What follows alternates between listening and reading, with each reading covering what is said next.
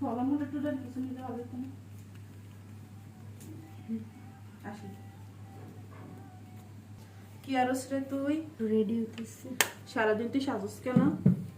একটু বের হবো। কেন বাইরে কি তো তুই একটু আগে বাসায় আসলি?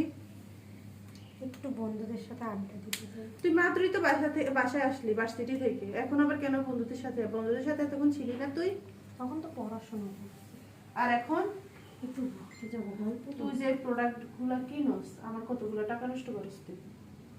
এগুলো তো এখনকার সব মানুষই কিনে। সব মানুষের কিনে তুই এত কেন ব্যবহার করতে হবে? তো তুই দিনে 3-4 বার তুই এত সাধারণ লাগবে তোর? এত সাজস কেন তুই? উফ, তুমি যাও তো এখান থেকে।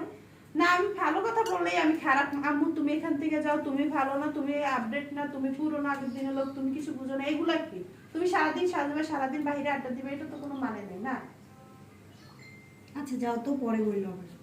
পরে আবার কি বলবো? তুমি এখন কই যাবে এটা তুমি আমাকে বলবা না? তোমার আব্বুকে আমি কি বলবো তুমি বলো? না, ফ্রেন্ডদের সাথে আড্ডা দিতে গেছে। তো তোমার আব্বু তো তোমাকে কিছু বলে না, আমাকে বলে। তুমি একটু বুঝিয়ে বলে দিবে। আমি বুঝাই কি বলবো? তোমাকে আমি প্রতিদিন ডাক দিই যে তুমি এতবার বাইরে যাবা না, তোমার বাইরে কি কাজ, তুমি তারপরও কেন এগুলা করবা?